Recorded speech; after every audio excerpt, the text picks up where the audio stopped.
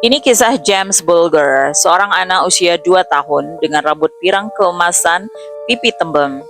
Dan ini juga kisah tentang dua anak laki-laki bernama Robert Thompson dan John Venables yang saat itu baru berusia 10 tahun.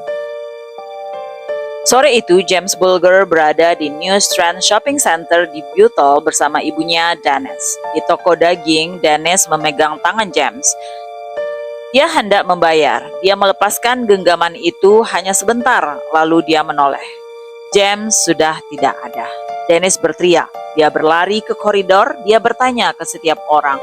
Tidak ada yang melihat. Padahal di tempat yang sama, dua anak laki-laki sedang mondar-mandir. Mereka membolos sekolah. Mereka sudah mencuri permen, baterai, boneka troll, dan satu kaleng cat biru. Dan mereka sedang mencari sasaran. Pukul 15.42, di kamera CCTV terlihat menunjukkan James kecil yang ketakutan digandeng tangannya oleh Venables sementara Thompson berjalan di depan. Mereka bertiga keluar dari pintu pusat perbelanjaan menuju jalanan Liverpool yang dingin. Sepanjang perjalanan 4 km, James menangis. Thompson dan Venables membawanya menyusuri terusan. Di sana mereka menjatuhkan James hingga kepalanya terbentur. Mereka bercanda tentang mendorongnya ke air.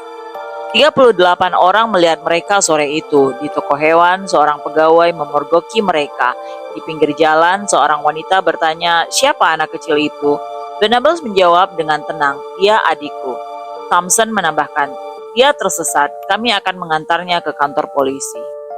Tidak ada yang bertanya lebih jauh, tidak ada yang bertindak. Di seberang kantor polisi Walton Land, Thompson and Venables ragu sejenak, lalu mereka membelokkan James ke tanjakan curam menuju jalur kereta api yang sepi, tempat di bawah langit kelabu Liverpool. Di atas rel, dunia berubah menjadi neraka kecil. Thompson mengambil cat biru dari sakunya, dia menyemprotkannya ke mata kiri James. Cat itu mengalir ke pipi bocah itu seperti air mata biru. James menjerit. Mereka melempari dia dengan batu bata dan kerikil.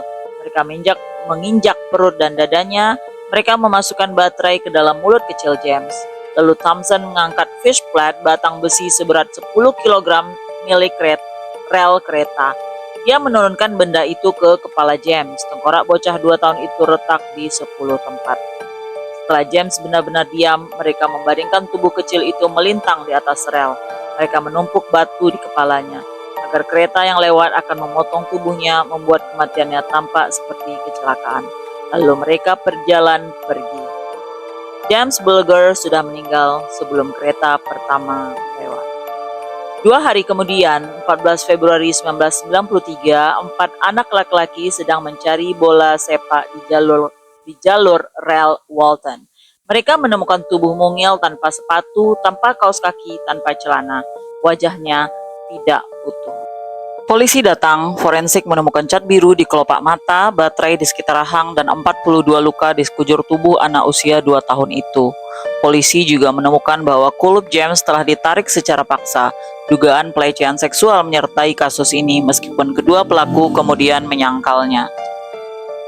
8 hari kemudian, Thompson dan Venables ditangkap. Thompson bertanya kepada polisi, "Apakah kalian sudah membawanya ke rumah sakit supaya dia bisa hidup lagi?" Persidangan dibuka di Pengadilan Mahkota Preston pada 1 November 1993. Ini adalah persidangan ala orang dewasa. Hakim memakai wig, jurnalis memenuhi ruangan. Thompson dan Venables kini berusia 11 tahun, duduk di kursi yang ditinggikan karena bangku terdakwa terlalu tinggi untuk mereka. Mereka tidak berbicara, mereka tidak menangis, mereka hanya diam.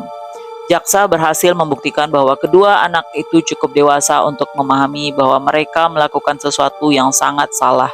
Psikiater anak bersaksi bahwa mereka tahu perbedaan antara benar dan salah. Pada 24 November 1993, hakim menjatuhkan vonis. "Kalian telah melakukan kejahatan dengan kejahatan dan kebiadaban yang tak tertandingi," katanya. "Perilaku kalian licik dan sangat jahat." Mereka dihukum ditahan atas kehendak ratu tanpa batas waktu yang ditentukan. Hakim merekomendasikan 8 tahun sebagai hukuman minimum. Kemudian hakim mencabut batasan pemberitaan. Nama Robert Thompson dan John Venables diumumkan ke publik. Inggris terguncang. Tak lama setelah persidangan, kepala hakim merekomendasikan hukuman minimum 10 tahun, tapi publik tidak puas. Surat kabar The Sun mengumpulkan 280.000 tanda tangan. Menteri Dalam Negeri Michael Howard mendengar suara itu. Pada Juli 1994, Howard mengumumkan hukuman minimum menjadi 15 tahun. Seorang hakim senior, Lord Donaldson, marah. Ini balas dendam yang dilembagakan, katanya. Namun Howard tidak bergeming. Baru pada 1997, House of Lords membatalkan keputusan itu. Seorang menteri dalam negeri tidak berhak menentukan hukum bagi anak di bawah umur. Tarif dikembalikan ke 10 tahun. Pada tahun 2000, seorang kepala hakim baru menguranginya menjadi 8 tahun. Lembaga Pemasyarakatan Anak Muda katanya adalah tempat yang korosif bagi jiwa-jiwa muda. Thompson dikirim ke Barton Moss di Salford, Venables ke Red Bank di Newton Le Willows. Selama 8 tahun mereka belajar matematika, bahasa Inggris, menggambar. Mereka diajari merahasiakan nama asli mereka. Setiap 3 hari ibu mereka datang berkunjung. Tapi setelah ibunya pulang, Venables sering membuka bajunya dan duduk di pojok kamar menggigil. "Aku mencium bau James," bisiknya, "bau bayi." Keduanya didiagnosis menderita gangguan stres pasca trauma. Venables sering terbangun tengah malam sambil menjerit, mengalami kilas balik dan mimpi buruk tentang pembunuhan itu. Juni 2001, 8 tahun telah berlalu. Thompson dan Venables berusia 18 tahun.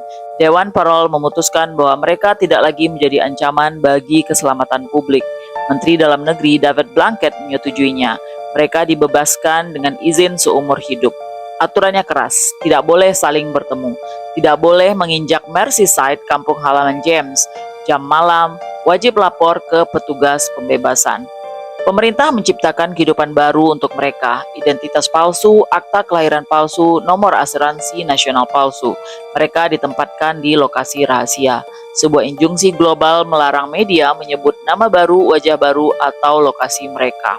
Blunkett menjelaskan injunksi ini diberikan karena ada risiko nyata bahwa nyawa mereka akan terancam jika identitas mereka diketahui.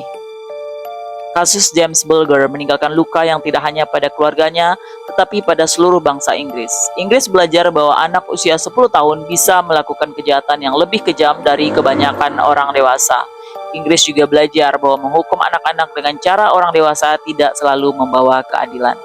Thompson dan Venables menjalani hukuman lalu dilepaskan kembali ke masyarakat. Apakah mereka telah membayar utang kepada James?